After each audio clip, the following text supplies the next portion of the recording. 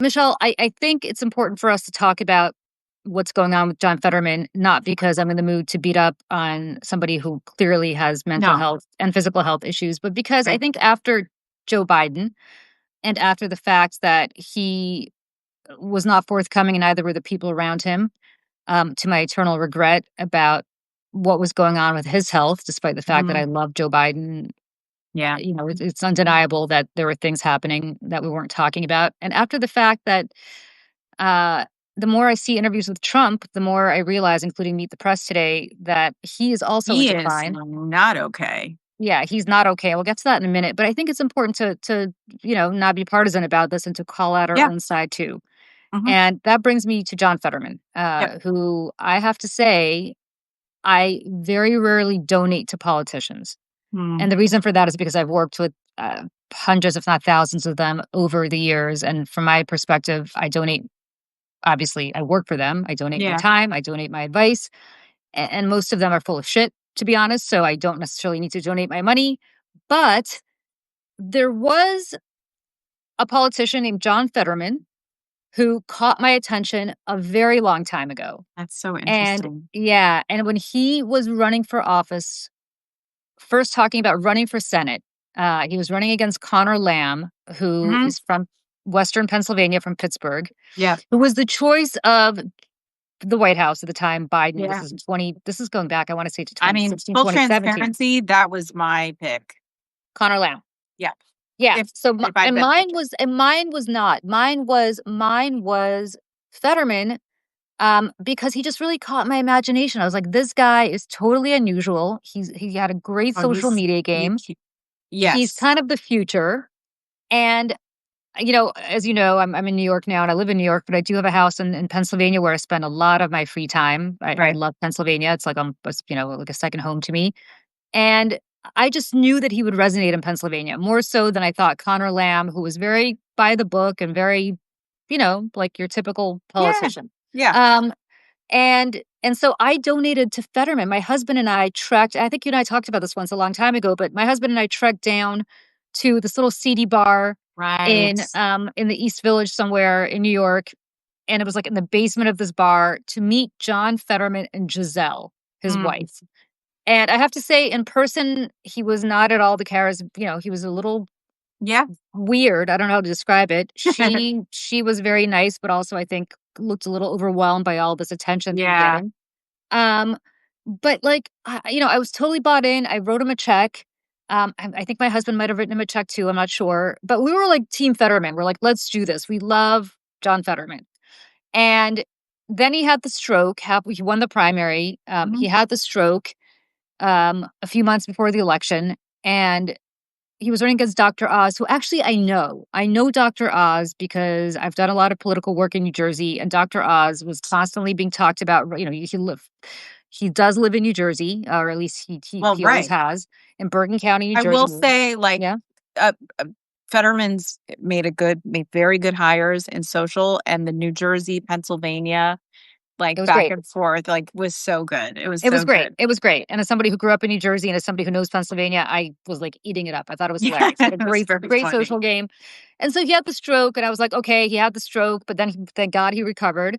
Mhm. And I was Team Fetterman all the way. Like I probably cared more about that race that year Mm. than I did any other.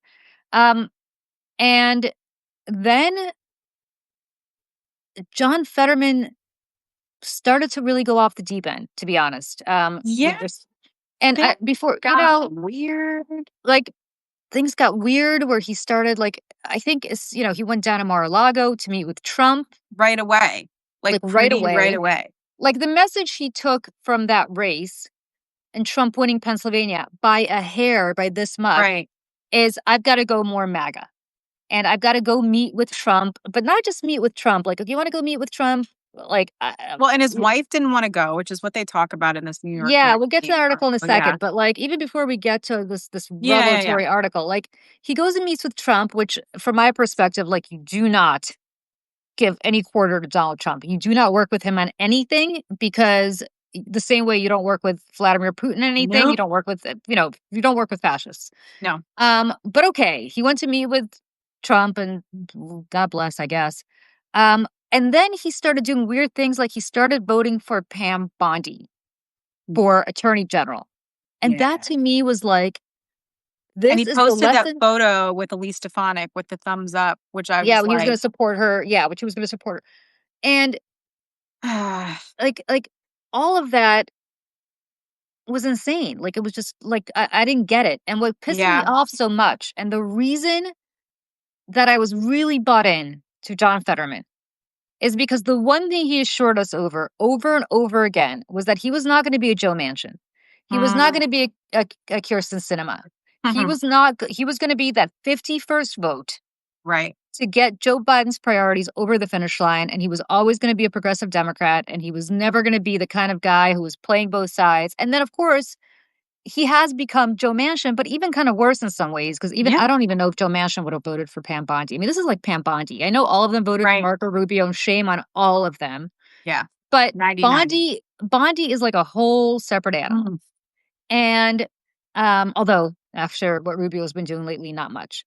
And Got a from lot my of perspective, jobs, that young man. a lot of jobs Marco Rubio has. And then we get to this article, which I don't know if people saw, but if not, go check it out. It's a New York Yeah. Magazine. It's behind a paywall, so I know not a lot of people have access to the Yeah, I paywall. have a subscription, so I don't know if Yeah, I you have a can gift subscription too. articles, so I'll try to gift an article on my Blue Sky, and I'll Great. put it on Substack too, but Yeah. if I can. Yeah. Yeah. So for those people who don't know, there is a very disturbing article in New York Magazine, which the New York Times also confirmed, that comes from not one source, not two sources, but basically it sounds like all of Fetterman's staff and also contemporaneous texts with his wife, Yeah. that John Fetterman is really, really, really not well. And by Yeah. not well, I mean, um, look, I have mental illness in my family. I had an aunt, she's now passed away, who is deeply, deeply bipolar. Mhm. Mhm. Um, and so it's nothing to be ashamed of. Absolutely not. In Everybody, fact, when he was very forthcoming about it, I actually felt, I mean, as awful as the situation was, I felt grateful to him that yeah, he was being so open about it, and I really thought for a minute there that it was gonna change the dialogue and the conversation about, um, mental health and mental illness and how to, take care of yourself and speak openly about it and not feel shame yeah. in this day and age, you know what I And I mean? and I thought it was great. Look, he got elected. He had first of all he had the stroke, then he got elected, and then shortly thereafter he checked himself into Walter Reed, Right. For, like, which is 6 weeks or something, for a right? long time, because he was struggling. He was struggling with his mental health, and it sounded like he was, I don't know about suicidal, but it sounded like he was deeply Yeah. depressed. And he, according to this New York Magazine article, had a protocol that he was supposed to be Mhm. following with his doctors, which is first of Right. all, he was supposed to cut out all the junk food because he does have an underlying cardiac condition, which is what led to Mhm. his stroke, and start exercising and start eating well. Right. And then he was going Supposed to take his to meds too, was right? There was supposed to, medication. of course, Right. supposed to take his meds. He's supposed to go to therapy, supposed to, work through what Right. anybody in his situation would go through. And by the way, my understanding is it is very often that you have mental health issues when you have, as a side effect, or maybe an underlying issue from when you have cardiac issues, because you can have Mm. a near death experience. Like it kind of Right. obviously makes you Right. kind of upturns your life.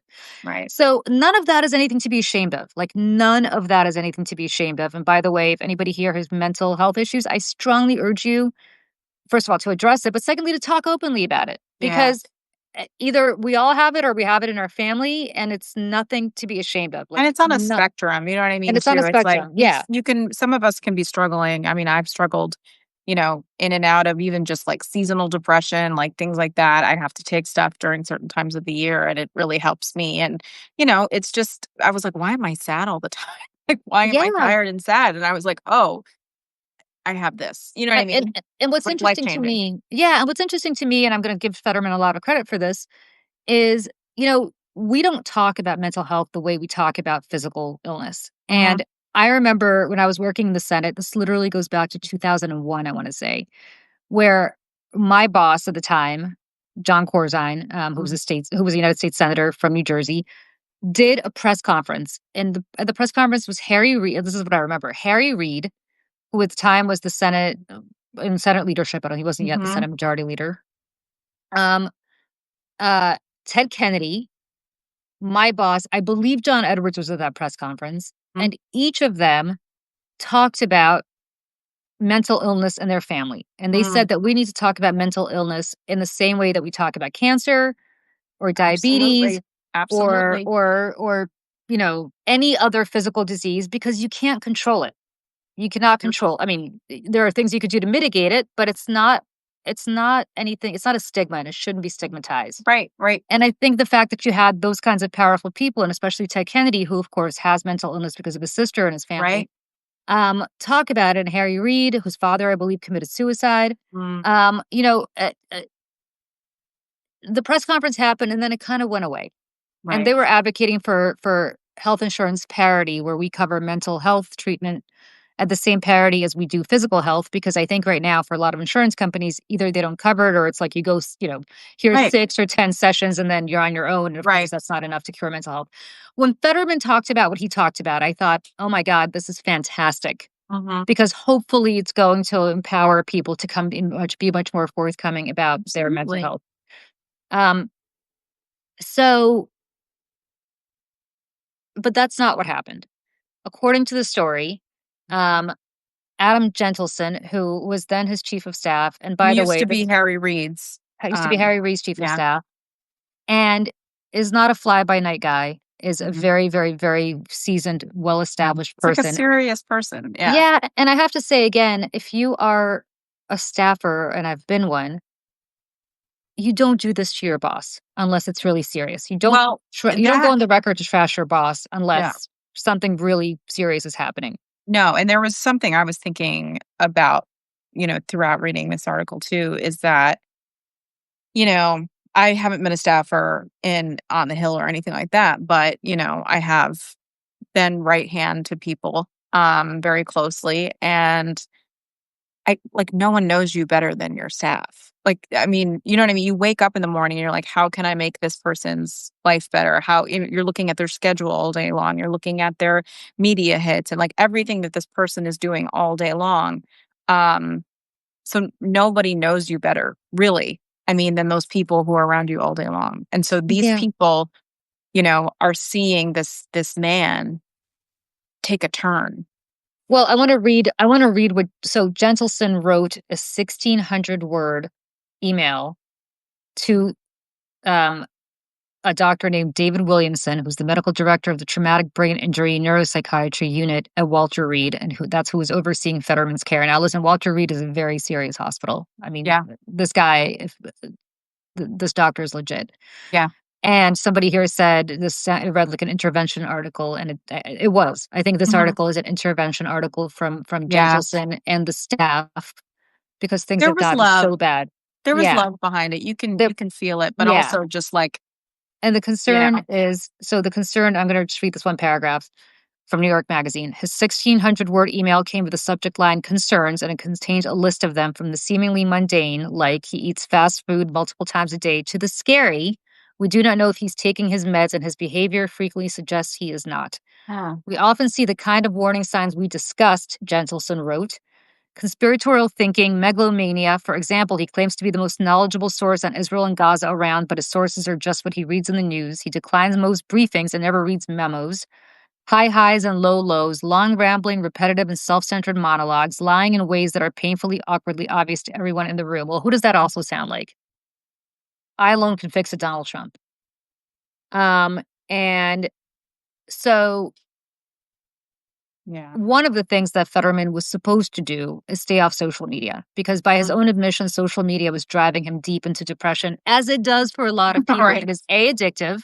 We all Yeah. scroll our phones all the time. B, we all doom scroll our phones. And C, if you are a public figure of any kind Oh my gosh, yeah. and you are remotely sensitive about what strangers say about you, which a lot of people are, most people I would think are, Yeah, it could be incredibly depressing and incredibly triggering. right. I just don't think So human beings are meant to read that many bad things about yourself in yeah. one day, every Um, day, you know? so, uh, clearly he needs help. And this article goes on to talk about the fact that he's a reckless driver. He almost killed his wife Okay, while he was that recklessly really driving. I Um, gasped when I read that part. um, Gasped. you know, his own senators, sorry, his own staffers. This is a quote. These were some of Fetterman's truest believers, and now they question his fitness to be a senator. They worry he may present a risk to the Democratic Party, maybe even to himself. Mhm. Um, again, I have to say, as a former staffer, you, this does not happen. This does not happen unless you are so concerned that you feel you have to go public because it is almost a cry for help. They've Right, obviously tried to do this intervention. right, and Um, I'm right, it sounds like he's not listening, and to the meds part too, it's I was thinking about that, I'm like, he must have been starting to feel better and well, was like, this, "Oh, I don't need them anymore," but, I mean, this is like you have high blood pressure or diabetes or something, it's like, "Oh, my sugar is fine." Well, yes, but, you're feeling better because of the medication, so you have to continue to take it, but this happens often, yeah, especially with mental illness. I think people start to feel better and they're like, "Okay, well, I don't need it anymore," but really, these are lifelong treatments for the most part. yeah. And it looks like Giselle, his wife, and he have disagreements over a number of issues, not the least of which is Israel and Gaza. And by the way, okay, he's the senator, she's not. Yeah. Her word is, her influence is whatever he wants to give her, but ultimately that's okay. But, apparently the war in Gaza is what lured him back to X.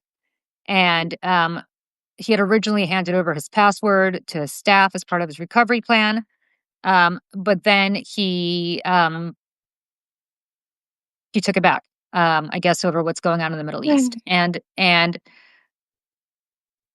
you know, uh, I will tell you, if you say anything about the Israeli-Palestinian conflict on X, I don't care which side of it you're on, you're gonna get a rash of shit that is unlike most stuff Oh you get on god. X. I mean, Yes. people feel really strongly about it. And if you're not somebody who's prepared to take it, and obviously he wasn't because what part of his recovery plan was to take it away, to take X Mhm. away, that is probably the worst possible topic Yeah. that you can be involved in on X and look at your mentions. I mean, Yeah. my God, from personal experience, I can tell you. I mean, people Right. go nuts, Oh, yeah. and so you know, his wife seems to be very worried about him. His staff is Mhm. very worried about him, Yep. and he doesn't get his blood drawn, which I think he has to, especially because he's Right. got cardiac issues. Like again, Yep. underlying all of this is the fact that he's got serious cardiac issues. It Mhm. sounds quite honestly like he's almost, I don't know if he's suicidal, but and I don't want to say that he is, but very Yeah. bipolar, right? When he's Absolutely. um Especially the high highs and the low lows, like, that's the part that stood out to me, just, having known people in my life and even in my family who've struggled with bipolar. Um, it's hard to predict the swings, and the swings are so big. Um, and it's hard for at least the people that I know to handle things, yeah. when they're in the middle of those swings, you know what I mean? So, I can't imagine, what must be just going through I mean, and the part of this too where it said he was in the hospital or was it after the hospital that, Sherrod Brown went to go visit him? Um, and he was catatonic, I think was the word that they used. Not really speaking low, not really putting words together and walking and or maybe this is what eventually got him to the hospital, I think is what this was. Yeah. He was walking in figure eights in the room, and it was Sherrod Brown's staff, I think, in addition to his own staff that was like, he needs to go Well, somewhere. and apparently he's also completely isolated himself. So where this all began, um, and understandably so. So if you remember, Senator Menendez of New Jersey Right. got arrested or charged um, a while ago. He's not been convicted, but this happened a while ago. And most senators didn't say anything, didn't call on him to resign. They didn't do anything. Fetterman did. right? So Mhm. he was the first. And that was a brave move because Menendez was a member of his Right. conference, of his caucus. But what's interesting about that time that I remember is he was really trolling Menendez. Like he went above and beyond. Mhm, It's mhm. one thing to call on somebody to resign. It's totally different to just troll them. And he was trolling Right, them almost like a Twitter troll, right? right. Um, which I think didn't endear him to colleagues of his because it's Yeah. what again, I get why he called him Menendez to resign, but you don't need to like He twist it just and kinda twist it and went twist it. He just went, further yeah. with it. And then, nobody kind of followed suit, but what they did is they voted, um, I think almost unanimously for some bill that says you have to wear like a jacket and tie or something and not wear shorts. Right, there was, like, Um, that right, yeah, was it, like, Mitt Romney and somebody else? Right, and to your point, yeah, it was yeah. unanimous. So he got really bitter about that. Right. Completely understood. Mhm. Completely understood. I did not appreciate the trolling. I thought that was overboard and kind of mean for no Yeah. reason. I mean, whether you think Menendez deserved to resign or not, like, okay, we got the point. You don't need to like Mhm. belabor it.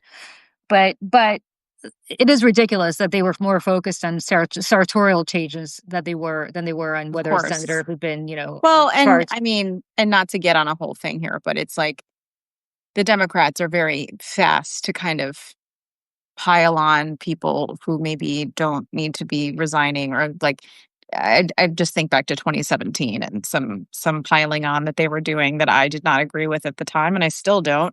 But Yeah. then this who's like someone who'd actually committed an actual crime. And not a lot of them, if any, really joined Yeah. him Yeah. in Exactly. that quest. Yeah, I So mean, not somebody who committed a crime, somebody at the time who was indicted right, by right, Joe Biden's Justice Department. So, right.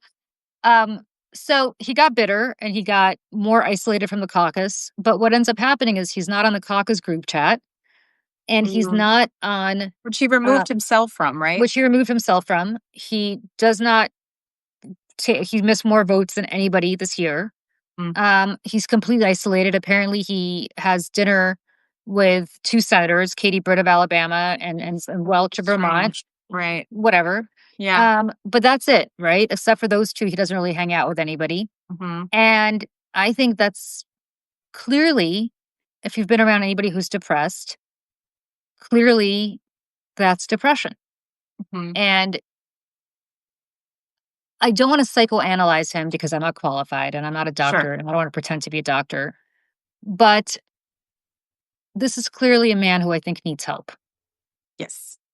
Um, and it's, you know, uh,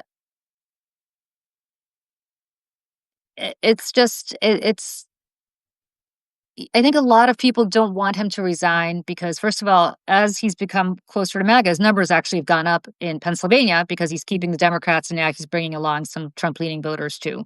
Mhm. But you know, I don't care. I don't care. I understand that if he resigns, there's going to have to be a special election, and Democrats Yeah, don't I know was if he wondering, is gets it that or a not. special election situation or is that Yeah, the yeah, yeah, governor? Yeah. I believe it's a special election situation.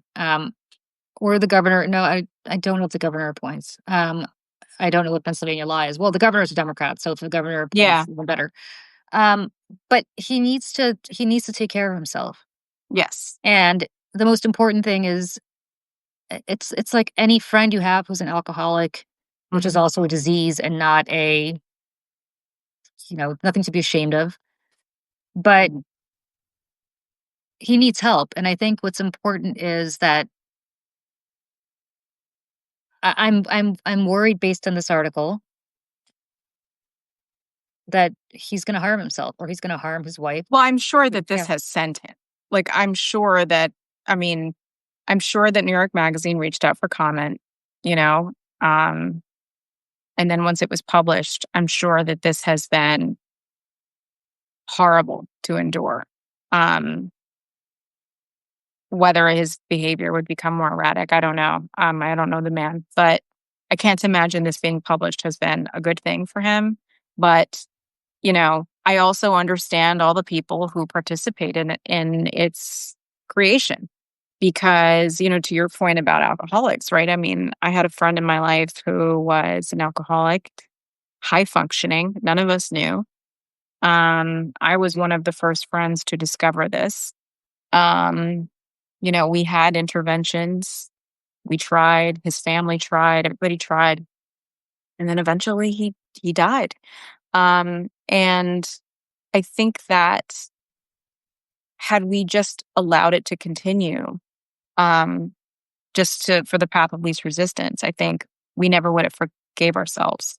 But obviously, it was a tragic thing when he passed away, and it's a different situation. But we did all we could, um, and we can all sort of live with that.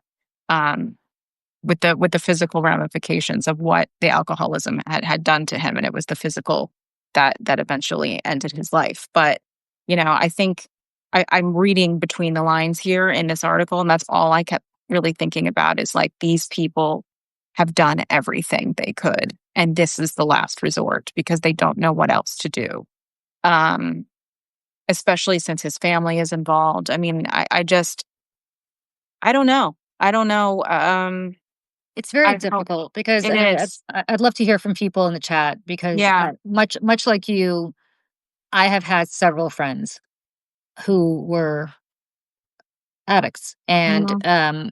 I'm not suggesting that he's an addict, but I am No. suggesting that he needs to be in recovery in the same way that people who are addicted to drugs or alcohol are in Sure. recovery. Absolutely. I had one friend who was forced to go to rehab, Mhm. um, by her job, and they paid for it, and so she went, but it's because they told her she had to go. And of course, if somebody tells you have to go, you're gonna check the box during to go, and I remember the day she came Absolutely. back from rehab, she said, "Meet me at the bar."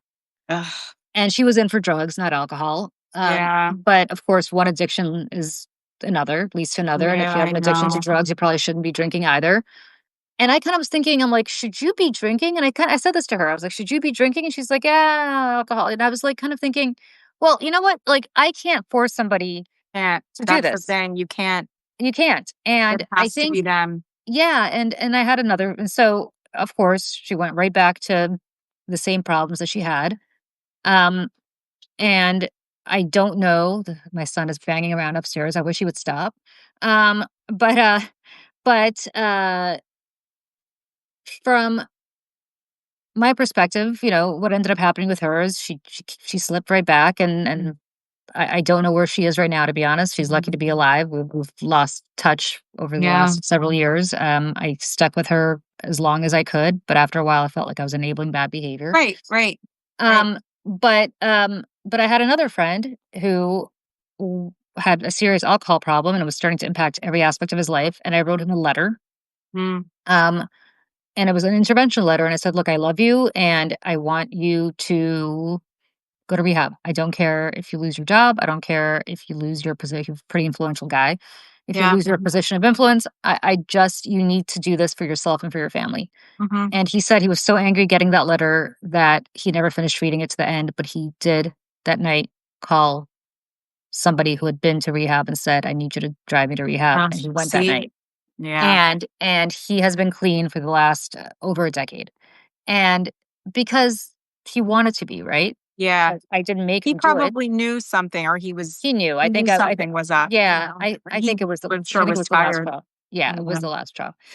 Um, so I think you can only go if you reach a certain level of self-awareness. Yeah. Until I think in a situation like this, are you a harm to yourself or others? Which, in the case of the senator, um, one of the things that they had said that he walked out into traffic, according to a reporter.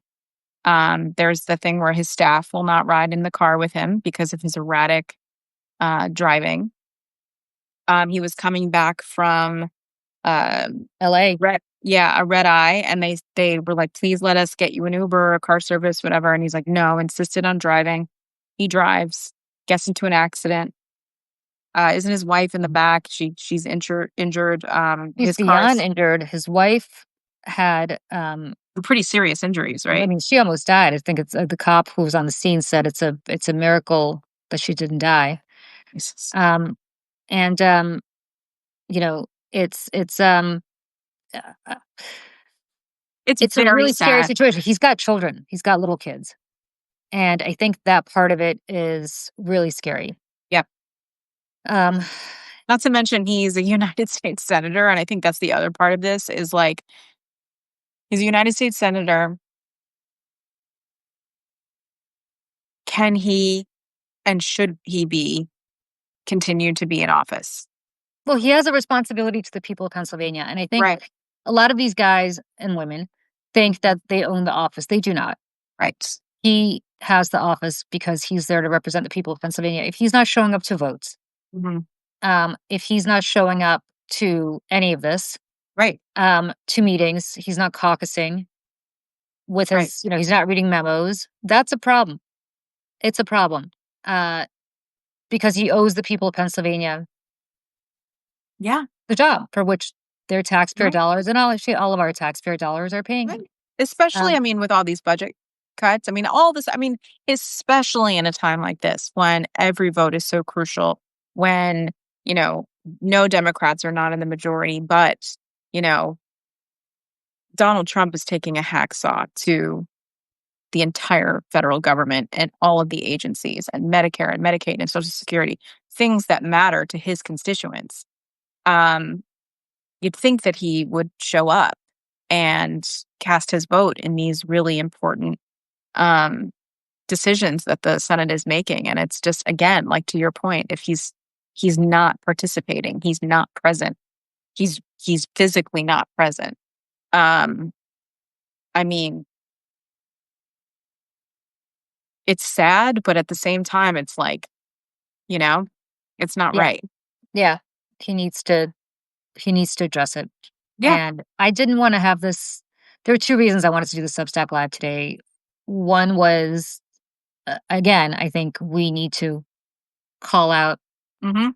this kind of stuff when it's our side, so we have credibility to call it out when it's the other Sure. side, um, especially the President of the United States, which we can get to in a moment.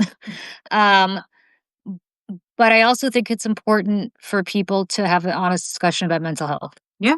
And I just it kills me that in this country people are ashamed to talk about going to I know. therapy or they're ashamed to talk about any mental health issues they have when the truth of the matter is it is just as uh, prevalent Yeah, as any physical illness, and it's absolutely. not anybody's fault.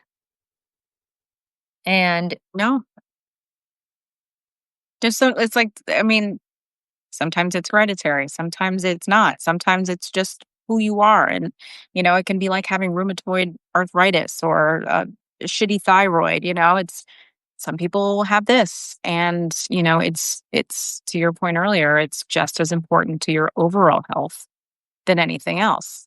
you And know, when I yeah. when I was pregnant, Mhm. I went to I had it's called a CVS test because I was over 35, and typically when you're pregnant and you have you're high risk, you have Right. something called, I don't know if they still do this, but 13 years ago, you had a CVS test, Mm. and the CVS tests for all sorts of really obscure diseases. I mean, everything Yeah. from spina bifida to everything, right? Right. Right. At 12 weeks. Back then it was at 12 weeks. Now I think it's even earlier. And the doctor said to me, "Is there anything in particular you want me to keep an eye on that's in your family?" And I said, "Serious mental illness, serious bipolar Yeah.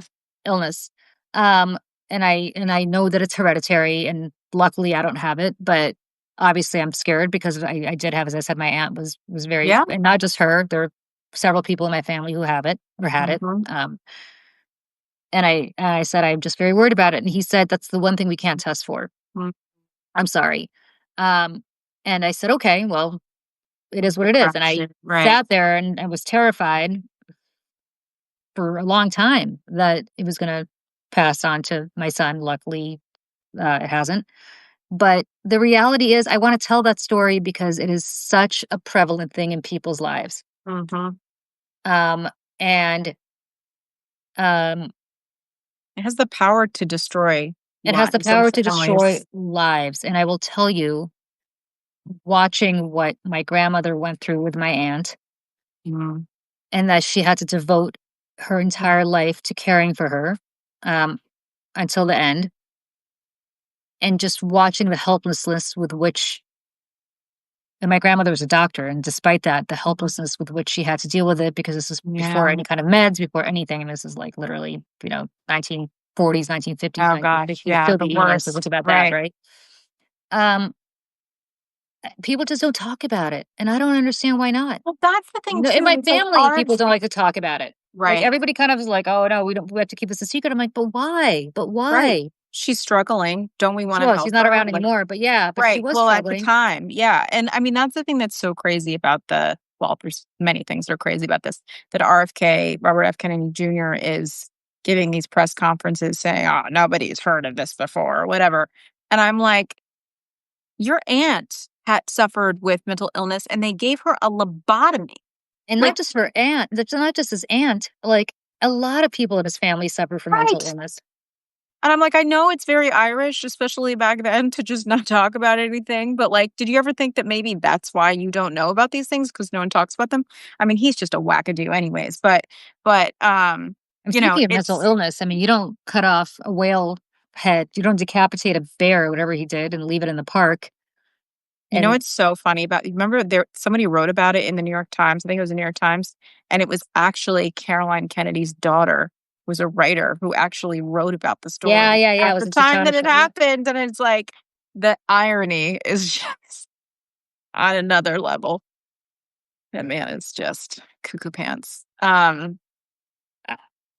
you know, it's it's just to me, it's just fascinating that this is happening right now. This Mhm. article landed with a bombshell, Yeah.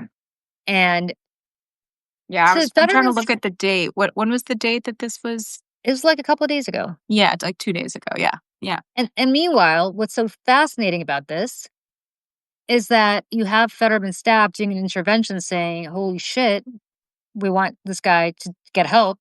And Right. you've got Donald Trump staff who Mm. is enabling every single thing, Like, despite the yes, fact sir. that they You're all know he's brilliant, nuts. sir. They know Right. he's nuts, Right. and yet nobody's Certifiable. talking about it. Yeah. I mean, he's a psychopath anyways, but and I think that there's something deeply, deeply, deeply wrong with him. On a socio um I think he's a sociopath. I mean, legitimately. But in addition to that, I think that I mean, we all know that Donald Trump's father, Fred, um, had severe dementia in his later years, um, I mean, he which had can also Alzheimer's, so as did his sister. He right. refuses marrying Trump Barry. He refuses to admit that, but Yep, yep, and I she did. think it terrifies him. Um, but I think I mean, again, I'm not a doctor, I don't know these things, but just for based on my own witnessing and my eyeballs and my ears, like, something ain't right, with him. And doesn't really seem to know what's going on half the time. He slurs. I feel like he slurred a little bit in the Meet the Press interview.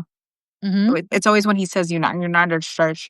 Um, Well, how about when he was asked, and I quote, um, "Don't you need to uphold the Constitution of the United States as I president?" don't know. Kristen Welker says, "I don't know. I have to respond by saying again, I have brilliant lawyers that work for me, and they're going to obviously follow what the Supreme Court said." Okay. How about you raise your hand and you swear to uphold the Constitution of the United States Right. twice, twice the oath With of and office. remember he didn't put his hand on the Bible during the Whatever. She swearing still in. swore, I just mean like I just it's you know, a detail. Um, but yeah, I mean, and it's also very clear to me that he's not running the country like at all.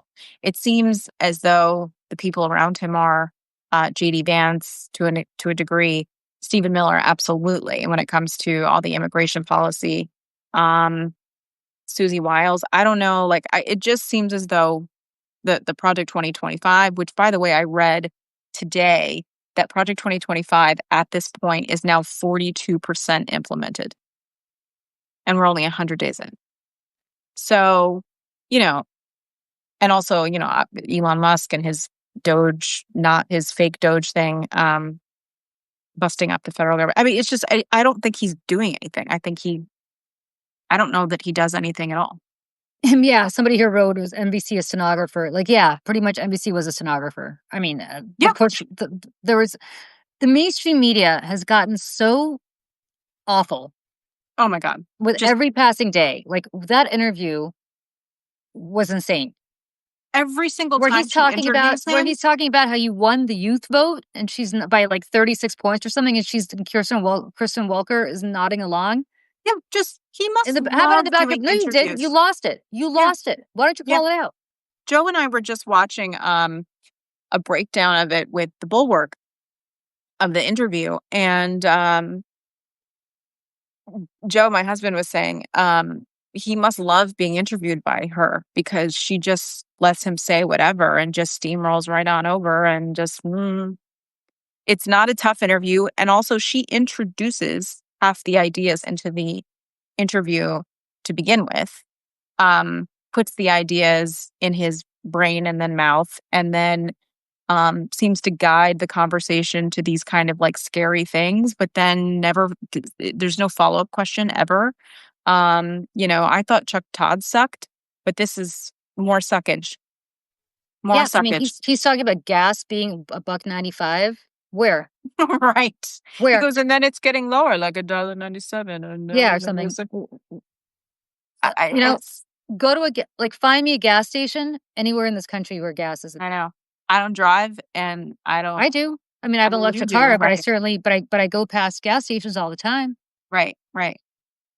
It's Where and then the thing he's with the dolls. I mean, Oh, just yeah. Can we talk about that for a second? Because we're two women here, and neither of us have daughters. If anybody here has a daughter, you let me know.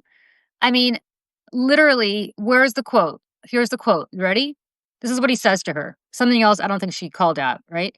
of I course. don't think a beautiful baby girl that's 11 years old needs to have 30 dolls. I think they can have 3 or 4 dolls. Okay. As I said, Siri, tell me that you didn't raise your daughters without telling me you didn't raise your daughters. Right, What right. 11-year-old girl plays with dolls? No, it makes me think of like an older family member who doesn't pay attention to me and then sends me a birthday card for my 60th birthday that has like little bears on it or something. You know what I mean? Like you forget how old you are. But But like, it's so, and then and he's like, instead of having 250 pencils, you can have 5 pencils. I'm like, who has 250 pencils? Also, it's 2025. I don't know how many kids are using pencils anyways anymore. you know what? They are because Do they? I mean, it they just got a kind of handmade seems stuff. like a thing that, like, Yeah. why would anyone have that many pencils? But the dolls thing I thought was creepy. Oh, it's And so weird. yeah, like I honestly, because before we came on, I asked my son, who's 12, I was like, do you have any friends who are girls who play with dolls or played with them last year? He's like, what? Yeah, no. Um, Like my friends had the American Girl dolls when I was a kid. I didn't because they were too expensive for us, but a lot of my friends had them. And that was kind of like the extent of the dolls. And that was usually like 8 or 9 was kind of the end. 11, you're like almost into teenage time. And but you're not it's like too, playing with like right. I think I had Cabbage Patch dolls when I was like 10 or 11, but that was like because everybody had them to Yeah, collect them. the cabbage, I had one of those. Yeah, Sorry, but that somebody was just like, asked me if I went to Syracuse. Yes, I did. That's my little auto back here. Speaking of dolls. Yes. Yeah, yeah, Michelle plays with those kinds of dolls. yeah. Right, But right. but it's just he's such a he has no clue about how normal people live. None, Like, he 0. has no He's like the clue. old-fashioned word groceries. He's like, you put the different things in the bag. It's like, The thing, like, he's actually I don't mean this how it's gonna sound. If he wasn't so crazy and awful and dangerous, like, like, he's funny, like, he's funny, he says crazy funny things that just sometimes you can't help but laugh. Like, the groceries thing, I think I laughed pretty hard at, but then it's obviously insane and terrifying that he just has absolutely no idea what's going on, and he just, wants to put us all in camps, but, and um his own people are insane, like, Mhm. legit. I tweeted out, um, I tweeted out where was this? Um, are insane, like, legit. Where is this? Hold on. I tweeted out, I gotta go to Twitter, about the fact that the most recently reported price of eggs was, 6.23, up from 4.15 in December, which was Biden's last Right, full month in office, right. right?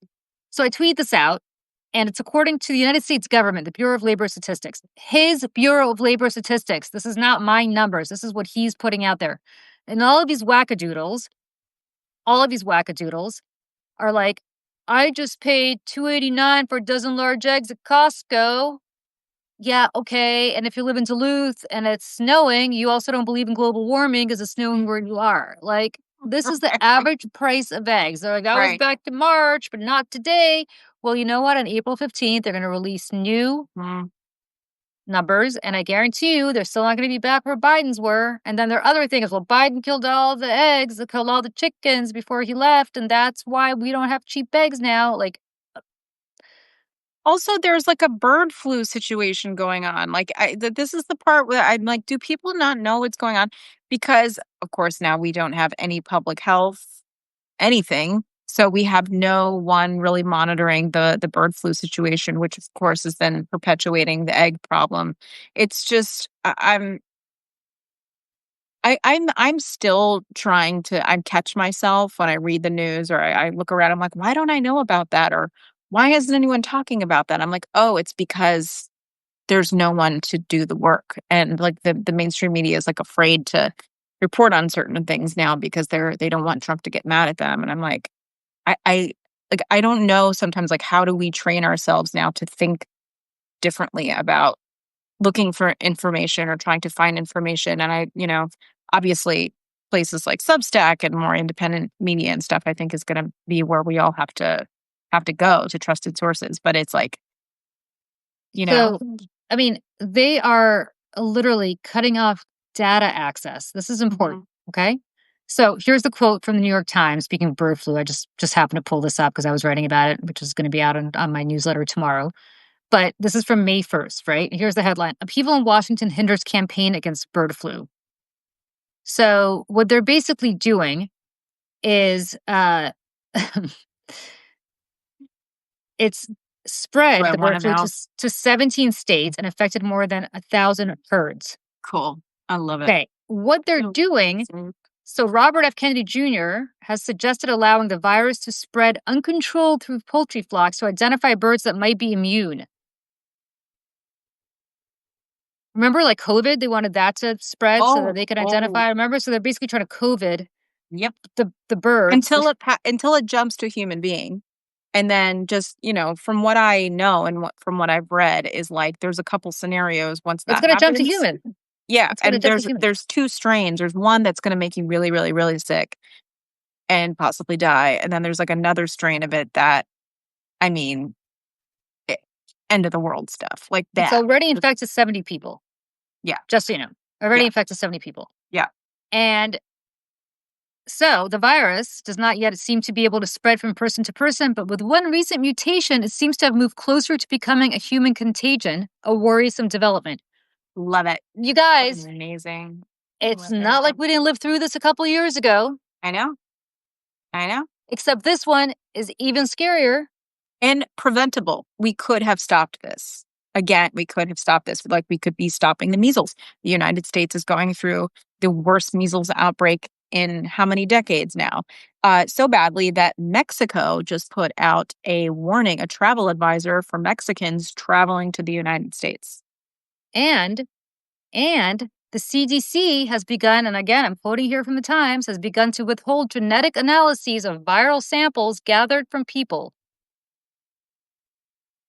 Not to get on a whole tangent about this stuff, but also, did you see what I sent you last night? Probably not because you were busy doing stuff. I was at a But wedding. Yeah. yeah, yeah. So you probably didn't see it. Yeah. As the words are coming out of my mouth, I realized that. There's like some mystery illness that's going on with Russia. Oh. Oh, Oh, yes, I do you know about briefly this? saw it. No, tell me, because I briefly saw it, but I didn't. So from what I saw, so I didn't know about this. Anonymous, which I always take with a grain of salt. They Right. tweeted out last night that a bunch of officials that were going to attend some big thing in Russia all of a sudden have come down with this mystery illness. So I'm thinking like, Okay. oh, were they poisoned or something? So then I Google and I'm like, oh, mystery illness, Russia. Headlines from 2, 3 months ago. I see it now. I'm Apparently, looking it yeah, up. apparently people in Russia are people are getting really sick and coughing so bad that people are coughing up blood. Now, apparently on Russian social media, this is a very common topic of conversation. There is this mystery illness. Now, they've tested people for flu and for COVID, and it's coming up negative for both. No one seems to know what this is. Um, so just everything's fine. Yeah, I mean, but this is like the stuff that I just, to go back to Fetterman, Yeah, yeah, like we don't talk about this stuff yeah. because we're supposed to just pretend everything's fine, Mhm. Right. right? Everything's okay. La la la la la la. And we Right. think our government's got under control. They are firing scientists left and right. They just Mhm. gutted the CDC. They gutted the National Institutes of Health. They gutted grants to the National Science Foundation. Like Yep. they are doing everything Yep. to To make us which I'm sicker. always like, I understand, and like I understand what they're doing for their agenda. They're just trying to dismantle and topple everything, gut everything. But at the end of the day, I'm like, public health, that isn't one that I actually had on my bingo card. Like Oh, this I much did. of I'll tell it. you why. I'll tell you This why. much of it, I didn't. I was like, If we cutting are cancer sicker, research? if we are sicker and we are poorer Yeah. and we are less safe from a Hmm. national security perspective, and we are dumber, which is what he's trying to do with all of these curricula that these states are passing to literally get rid of our history and to cut certainly funding to universities to teach critical thinking. Yeah. It's much easier to become a dictator because if you look Yeah. at history, that is exactly what every dictator has done from Hitler to Stalin to Mao Zedong to Vladimir Putin to Hmm. Viktor Orban to Augusto Pinochet, and I could go on. Erdogan is doing that in Turkey. The Iranians Yeah. did that in 1979 when they took over and they went after the Erdogan intellectuals. just outlawed C-sections. So how many Well, women are going to then you know die? what? And Then babies. if then if I were giving birth in Turkey, I'd be dead because I was in labor for 35 hours and that baby wasn't coming out without a C-section. Yep. Yep. And I'm just going to give you a running list. And again, I have this is a little preview of what I have coming out on my Substack tomorrow. But this is what he's doing. He cut federal funding for research. Cancer is projected to kill over 600,000 Americans this year. Scientists are getting close to a cure for some common cancers. Now that research will be stalled at best and scrapped at worst. He's cutting federal funding for cancer research. He's cutting funding for Alzheimer's. He's detaining the only person in the world who can read advanced computer scripts that shed light on cancer detection and research into longevity. That is a woman named Ksenia Petrova who was arrested at Logan Right. Airport, a Harvard Right. researcher. She's still cooling her heels in Louisiana. I believe she has a hearing in May, sometime this month. She ended up arrested in February on her way back from a scientific conference in France. He has cut off data access to the very scientists who are racing to stop the spread of the bird flu that we just talked about. He is gutting food safety quality checks and other testing. So good luck drinking that milk and eating that food. Yeah. He is slowing down the approval of life saving vaccines. Thank you, RFK. And he's threatening the survival of Meals on Wheels, which, if you know any homebound seniors or people who are disabled, that's what he's doing. Yeah. And so on. So depressing. And so on. And if you are wondering why, that's why. Yeah. Because the sicker we are, and the dumber we are, and the poorer we are, the more that he can say to us again, as he said in 2016, I alone can fix it. Yep. Did you watch the show Paradise on Hulu? Nope. Never heard of it. Is it good? It's very, very, very, Okay. very good. Very good. Um, Everybody on Blue Sky, remember the next day was talking about this one particular episode, and I Okay. won't ruin it for anybody who hasn't watched it yet, but there is this very plausible disaster that happens. And you know that by this episode that so it's a flashback, right? Okay. Showing how it all happened. It was one of the most realistic, viscerally um realistic, upsetting hours of television I have ever watched.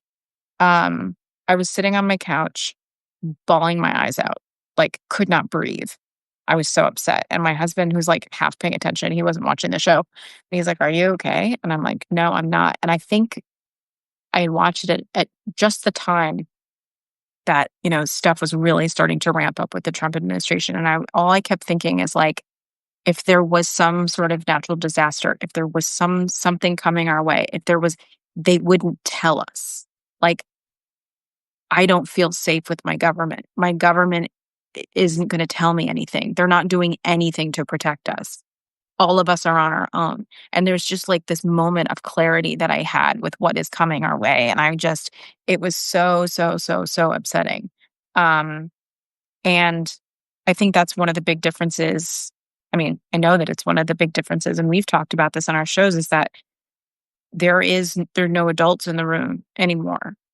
There are no grown people around Donald Trump to stop him from his worst impulses. In fact, the people that he's hired and put around himself are just as evil, um, and more capable. And so, it's hard to get through the day sometimes if you really think too hard about it. You know what I mean? Well, think about this.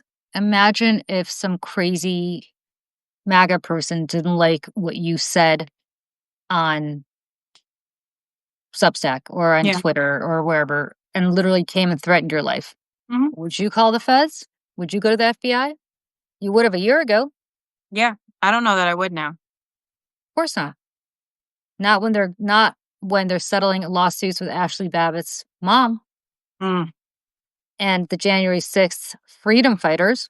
Oh, did you see tonight there was a report? Wait, did you send it to me? I don't remember anymore. Seth, what's his face? A reporter. His last name starts with an M, I think. Said that um, Donald Trump talked yesterday to Enrique Tarrio. Tario, yes. Yes, Yeah, yes, yes. I think Joe sent that. Somebody sent that to us. Yeah. yeah. Yep.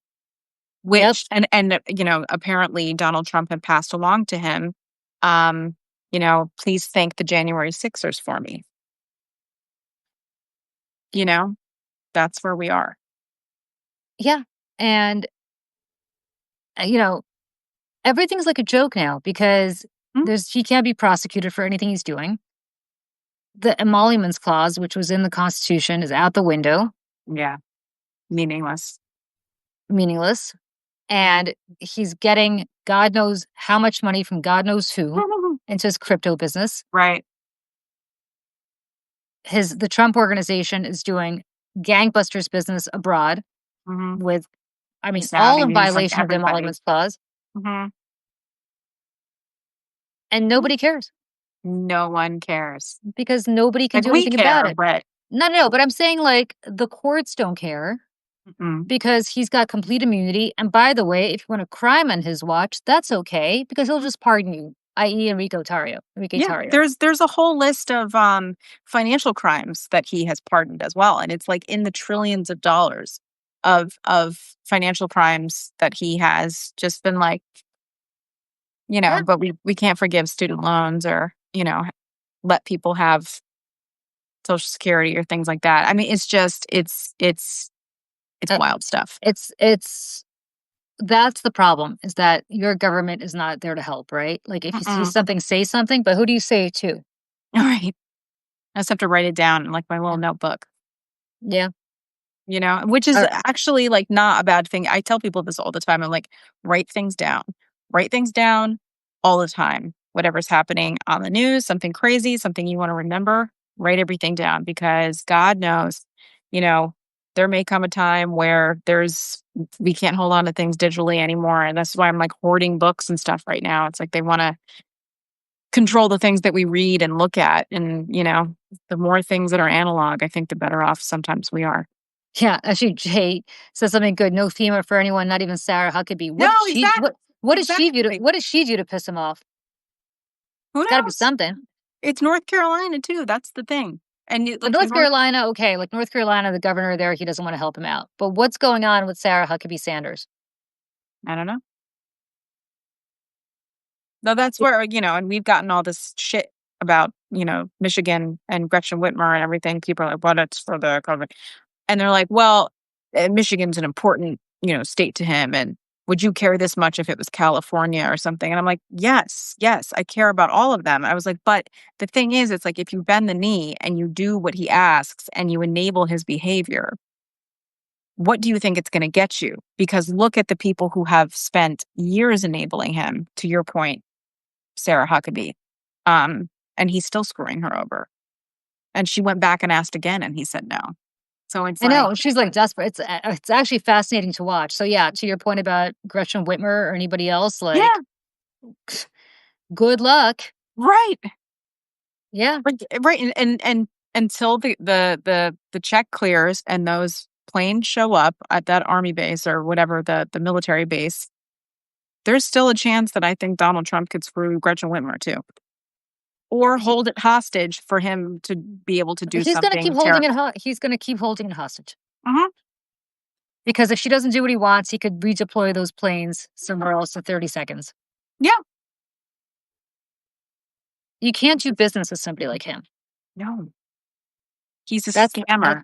that's the lesson. You cannot do business with somebody like him. All right, No. we've been at this an hour. Yeah. You guys, thank you so much for joining us. If there's one thing to take out of this, it's not that Donald Trump is a horrible person, because we all know that already. Right. It is that if you have anybody you know in your life who needs Mm. help, um, please tell them there is nothing to be ashamed of. If they need mental health help, Yeah. please tell them to get it. If John Fetterman and the people around him, and especially his wife, who sounds like she's at her wits' end, I know. according to I the just story, really feel for my her. heart breaks for her. Me too. Um, if there are things that are more important than politics in life, there are things that are Yeah. more important than anything else in life. Absolutely. Maybe he doesn't need to resign if he doesn't want to. He takes an extended leave of absence. I understand that is a very tight majority in the Senate, Mhm. but his life is more important.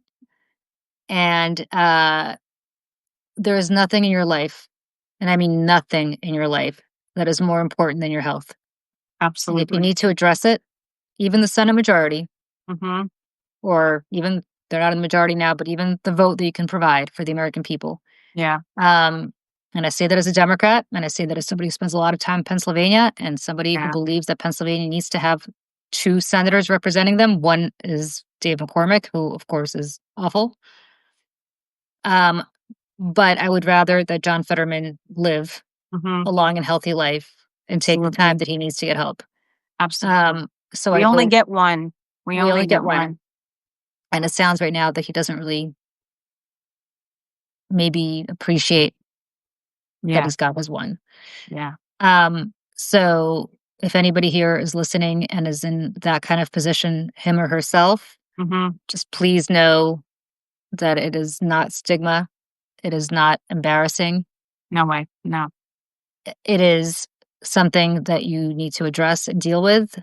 And no matter how bad it is, or no matter how mild it is, we Yeah, all that need. too. That Yeah, too. I think a lot of people brush off what may seem to them like little minor things, like those things can snowball. They will nag at you. It'll be like a thorn in your side your whole life, and then you'll look back at the years wondering, could my life have been different had I, sought the help that I needed at the time, you know? I just think about that all the time. yeah. Yeah. So please, if there's anything, I mean, I was very transparent about this in my family. Mhm. Michelle, you've been transparent about your own personal journey. Mhm. Um, we need to talk about it. The Yeah. more people talk about it, the more it becomes destigmatized, Mhm. and the more I think people understand um, that they're not alone. Yep. And I hope to God, I truly do, that John Fetterman understands that too. That I hope what he got from this article is not that his staff was trying to betray him or shame him Yeah. or embarrass him or throw him under the bus, but that this was an intervention and a cry for help, Mhm. including from his wife. They would Yeah. not have included text messages from his wife in that article Yeah, that if was if they didn't think that that was the last straw. yeah, I agree. So I agree. so I truly, for his sake, hope that he takes this in the spirit in which it was intended. I hope that his political opponents give him the grace I to deal with this and I hope not so. mock him. I hope he's not on Twitter. MAGA's a sick bunch. MAGA's a sick bunch. I hope he's not on Twitter watching them mock him because I'm sure I haven't seen it, but I am sure they Oh, are I'm because they're sure, I'm a sure. bunch of cruel and heartless assholes. I hope any Democrats who are pissed off with Fetterman for being, you know, a little too Trump adjacent don't mock him either, that they understand that he has issues that he's trying to work through.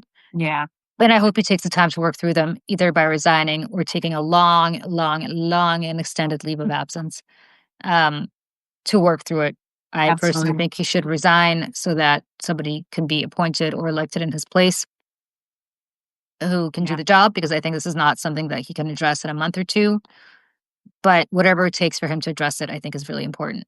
I agree. So, thank you to everybody for joining us. I know it's a really hard topic. Yeah. Michelle and I are not in the least bit qualified as therapists or Yeah, psychologists or psychiatrists or anything else to give anybody advice other than as human beings to say, if yeah, you're dealing with it, we are here for you. absolutely. If you have nobody else to talk to, seriously, DM me. I, Same, I same. I listen to you. I'm not qualified to give you any medical advice, but just know you're not alone. Mhm. To anybody listening, and I know it was a tough one. So thank you for joining us on a Sunday night, and we will see you guys very soon. We'll see you Wednesday at noon for Over It. We have a special guest, hopefully this week. We Yeah. think we'll announce that as we get closer to the date. Mhm. And thank you to everybody who joined us yesterday for Coffee and Conversation. We'll see you again next Saturday for that. And in the meantime, have a great rest of your Sunday and hope you all have a good, easy work week next week. Yeah. All right, everybody. Take care. Bye. Bye.